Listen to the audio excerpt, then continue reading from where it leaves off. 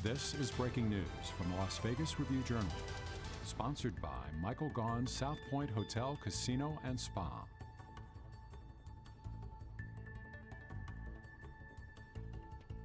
Líderes del derecho al aborto. Por la primera vez en 50 años, los estados podrán prohibir el aborto y esta amenaza el aborto impactará nuestras comunidades.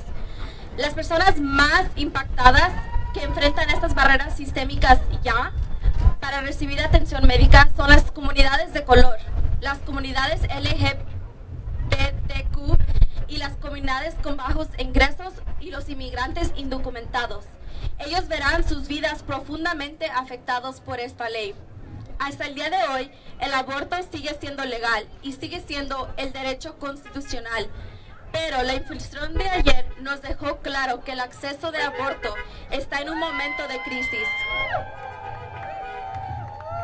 Tomar la decisión de abortar no es fácil, especialmente en nuestras comunidades latinas y indocumentadas, donde el aborto y las conversaciones son estigmatizadas.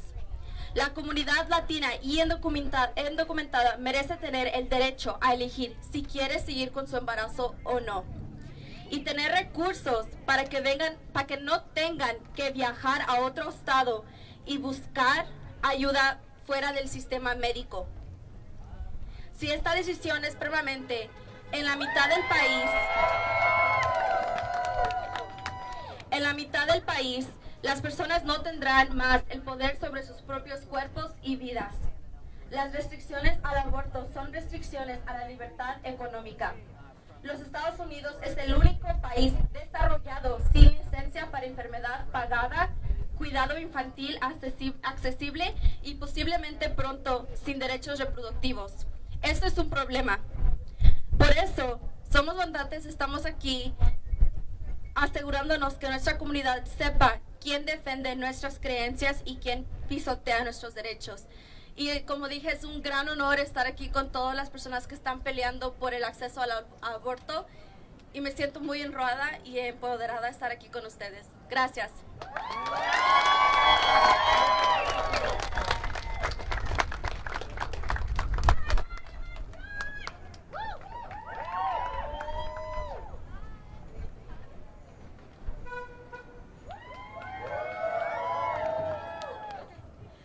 And now we're going to have Natalia again from Somos Votantes. She is going to speak in English. Hi, good afternoon, everyone. Thank you so much for coming out today. We definitely appreciate you guys having out here, and thank you so much for Maria for definitely leading the way and starting our speech off in Spanish. We know we want to make sure everyone is included in the conversation, so thank you guys so much. So I want to start off with saying I'm the organizing director here at Somos Votantes, and this is a Latino-led, Latino-empowered organization where we're here to uplift the voices of our community. And so first, I want to thank you guys for taking the time, coming out here, and deciding to support against the recent Supreme Court opinion leak. We all saw what happened, and we're out here today to let people know we are heard, we will raise our voice, and we will say what we need to say. And so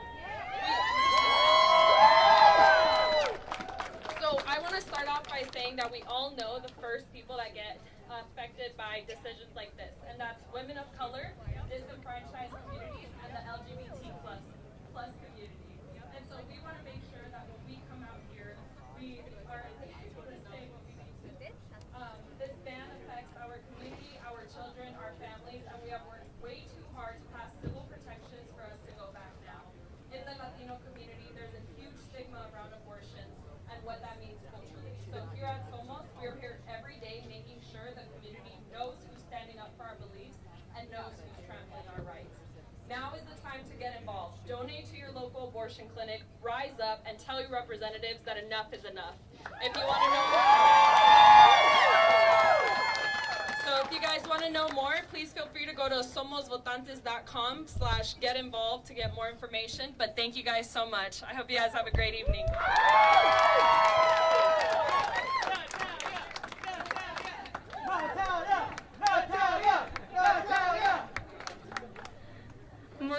Muchísimas gracias to Somos Votantes. Next, we have Shanze with Plan. She's the Economic Justice Manager. So I'll pass it on to them. Hi, my name is Shanze Aslam. I am the Economic Justice Program Manager at Progressive Leadership Alliance of Nevada, or PLAN as you may know it. This is my first time sharing my story, and I am doing it because I have to. So about 9 years ago, I thought I had found my Prince Charming, and a year into the relationship, we moved in together.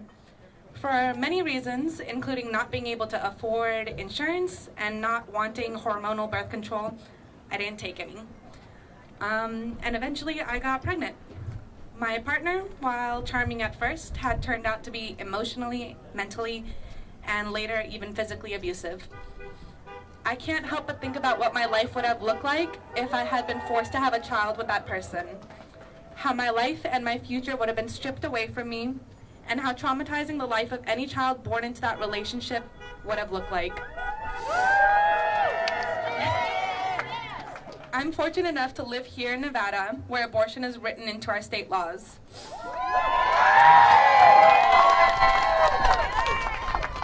I was able to seek out help and resources from Planned Parenthood.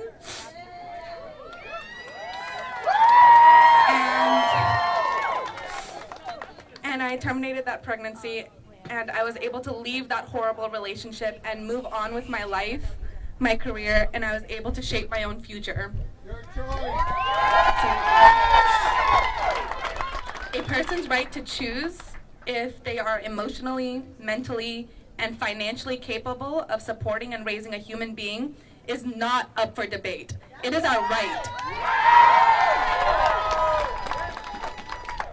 It is a violence against us to take away our right to choose what our futures look like and what we want to do with our bodies. This leaked draft opinion is outrageous, unjust, and a dehumanizing decision that takes away a person's autonomy and right to make choices over their own body. The court seems prepared to end the constitutional right to abortion. This outcome is dangerous and unprecedented, and it will open the floodgates for states across the country to ban abortion for those who need them most. We know the harm that will come from this decision. We know that women of color and peoples of color will be disproportionately impacted due to this decision. We've seen the results of these decisions play out in Texas. People who do not have access to the financial resources and support they need to travel out of state are forced to carry pregnancies against their will, or even seek abortions that are dangerous and sometimes even life-threatening.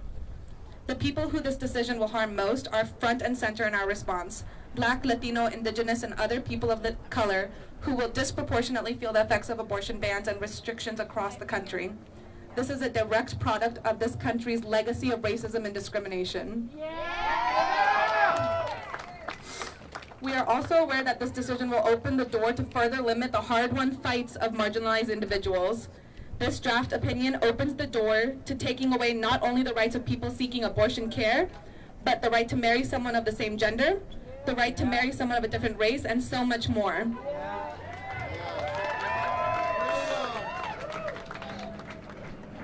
However, it is not final. We will continue to organize and mobilize our communities to fight against this. There's a war on our bodies and our rights, a war on the rights of our siblings. The court, which is now dominated by justices hostile to our freedoms, has failed this country, and we are devastated, we are furious, and we will fight back.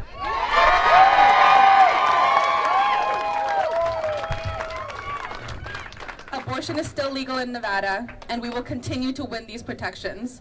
We will not rest until everyone has the right to safe, legal abortion. Abortion is healthcare. It's our bodies, our choice. Chant that with me. Our bodies. Thank you.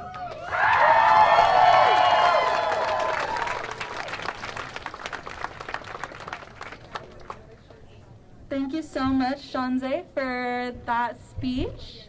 Next, we have Congresswoman Susie Lee. All right. Okay. What I want to say is because for close to 50 years, this country has said women have a choice. Women are responsible enough to make a choice with their own bodies, their own choice. That is what is under attack today. It is basically saying to us, women, that you don't know better, right? That we know better than you, and we're going to set some limits on abortion for you. Because so that is fundamentally what is happening right now. And I want to make clear that abortion is legal in the United States right now. And it is legal in the state of Nevada because in 1990, on a 2-to-1 margin, Nevadans stood up and said women should be able to make their own choice on whether or not they can have an abortion. And guess what? We're going to fight like hell to protect that. Because what this memo says and what we think the Supreme Court is doing, which is a Supreme Court that has been created politically by anti-choice extremists. And basically they're saying to 36 million women in this country of reproductive age that we know better than you. We can make this decision for you. So let's talk about freedom. Let's talk about freedom in this country. And when I stand up and when I was sworn into Congress, I got sworn in to protect everyone's freedom in this country. And most importantly, it includes that of everyone, including women, including, by the way, so many more people, because the way this opinion has been written is that under a veil, that they can use that same decision to roll back restrictions on so many other communities. So you're not only standing up for your own choice, you're not standing up so every woman in this country is respected for her ability to make a choice that is so personal that she should have the ability to make it with herself, between her and her doctor, and her and whatever moral compass she has. And I don't need politicians telling me or telling my daughter or telling any woman in this country what they can and cannot do with their bodies. So we are going to continue to fight. The House passed codifying Roe v. Wade. Unfortunately, we have a little filibuster problem in the Senate that hopefully the Senate will take care of. And we need to codify Roe v. Wade to make it the law of the land. And I'm finally going to tell you this. I met a friend a couple days ago, and when Ketanji Brown Jackson was confirmed. Let's hear it for that.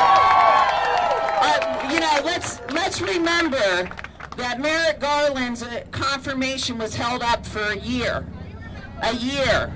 so that Mitch McConnell can appoint his extreme right-wing Supreme Court justice. That has been the travesty of this country, that the Supreme Court has become such a political body. But anyway, this woman says to me, oh, I'm not going to get involved in politics this year. I'm sitting it out. But isn't that great about Ketanji Brown Jackson? I'm like, do you understand that elections have consequences, that those two things are related? So don't just be here. This is the first step. We got to make sure that you continue to support and elect pro-choice candidates up and down the ballot. My body! My body! My choice! My body! My choice! My body! My choice! We are not going to let our choice be ripped away from us. No. Let's continue to stand up and fight. Let's do it!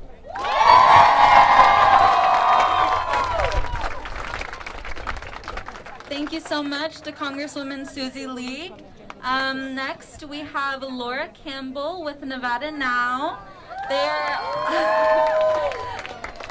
are also the organizer for the Las Vegas Women's March. Oh, okay, thank you. Can we give it up for Susie Lee, please? I am Laura Campbell. I am the Director of Actions of Nevada Now. Thank you for having us. National Organization of Women has been working towards accessible reproductive health care for all women and LGBTQIA+. People for over 50 years now fully support safe and legal abortion, affordable and effective birth control, and other contraception, medication, abortion, telemedicine for reproductive care, and reproductive health education for all. We fiercely oppose attempts to restrict reproductive freedom through underhanded legislation and regulations. We've worked hard here in Nevada for the right to safe, legal abortions and reproductive health care for all Nevadans. We know that this impacts people of color and that trans and non-binary people are often overlooked in this situation. It is important for us to elect pro-choice candidates. We have Ozzy Beagle here. We have Alex Beagle here. We have Dina Titus here. We have Susie Lee here. It is important that we vote for them. Oh, Venetia's here. That's my Assemblywoman right there.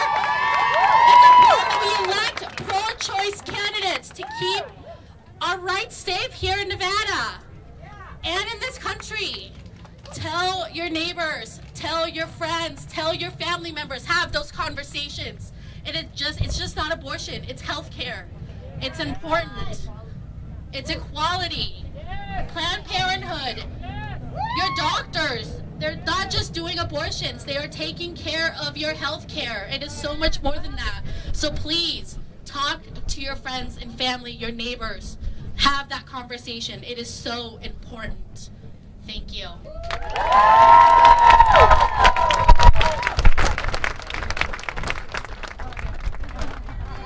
Thank you so much, Laura, for reminding us that abortion is health care.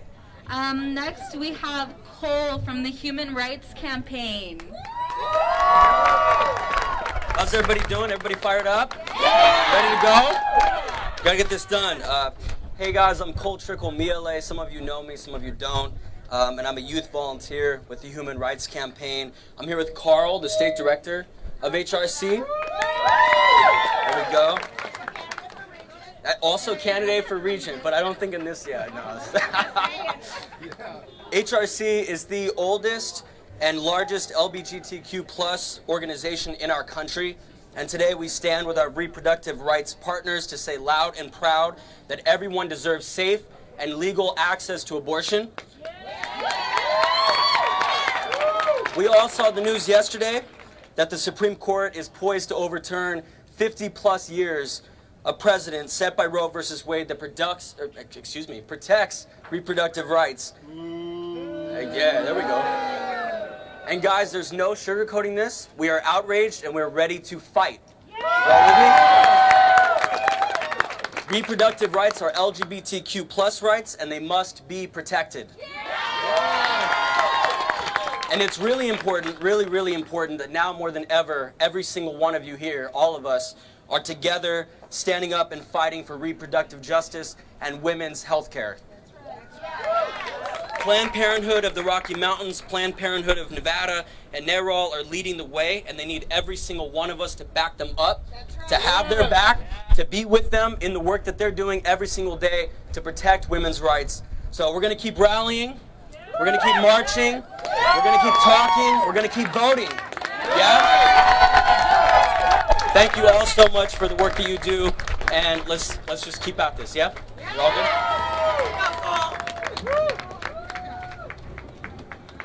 Thank you so much, Cole. Next, we have Sai with the organization Gender Justice. Thank you.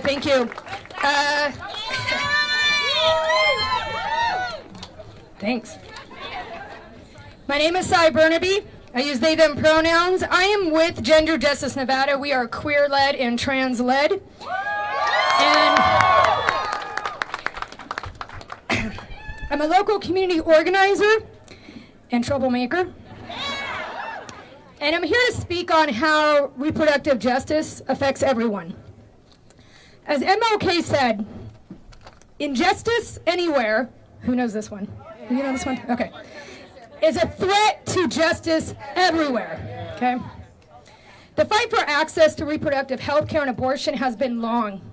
And I know a lot of us are tired. I'm tired. I'm gonna be 45 this year, I'm menopausal, I'm a little emotional. Tired of this shit. Okay. But I'm Italian, so it's okay. We've been fighting for decades, and to see us in this place right now is a tragedy. But this is something like any other social justice issue. It's something that we can beat with the power of the people. Your voice, your passion, our collective power is what will make the difference. Right now, I want to speak directly to the LGBTQ folks. Allies you can listen in too, that's cool. I love the allies out there. My parents were allies. This is our fight too. LGBTQ plus people need to have access to inclusive health care, no matter what our sexuality or gender identity is.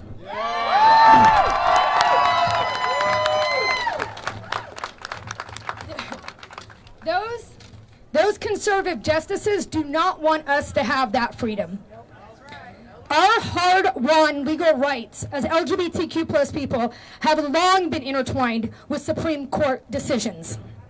Our ability to live our lives authentically without fear or discrimination are dependent on mutual progress on all of these issues. Right now, we are in the midst of a very obvious culture war on LGBTQ issues. They are trying to control us because our liberation is a loss of power for them. And I don't know about you, but as a loud, queer, non-binary person, I have no wanting to be controlled by a bunch of old conservatives in Washington trying to tell me what to do with my body.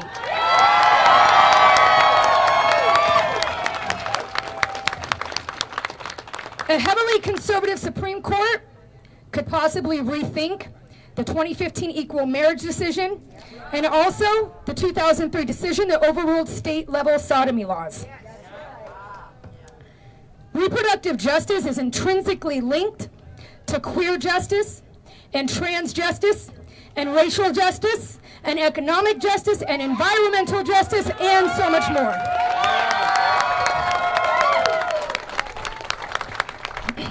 When you leave here today, I hope you're thinking about what actions we can take. Because, I can't remember who said it, I'm getting old. But somebody said this is the first step, and it's true. There's so much more work to be done. For one, I hope y'all are voting. We've got some pretty important midterms coming up, so I hope you're registered, and I hope you vote, and I hope you are an informed voter. And please listen to the organizations that are here today. Support these organizations, the local organizations, Planned Parenthood, all of the other organizations. Give money if you can, please. We need to be funded to do this work. To cause this trouble takes funding, okay? So please show up, stand up, and speak up. Thank you.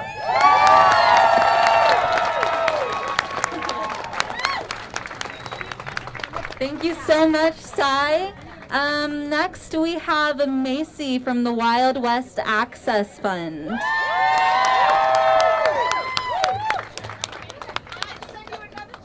Thank you.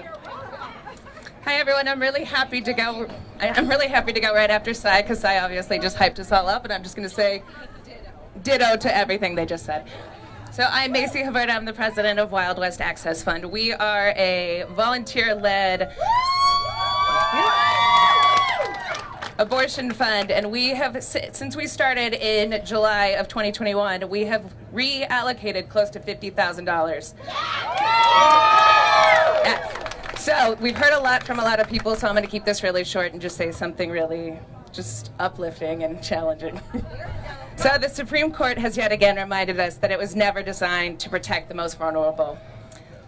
Leaving the decision to the states has proven time and time again that many states are moored in racism, misogyny, and classism. Thankfully, Nevada has solidified the right to abortions, and again, I just want to uplift. Thank you guys so much for 1990.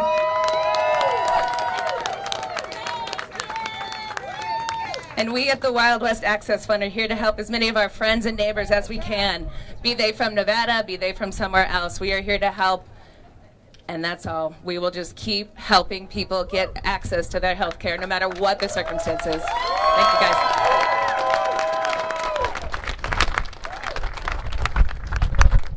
Thank you so much, Macy. Can we give it up for all of our speakers today?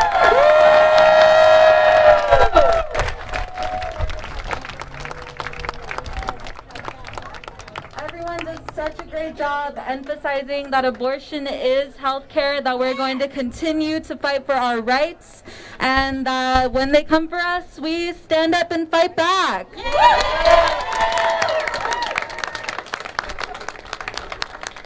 We're going to take a brief pause, and we'll be right back.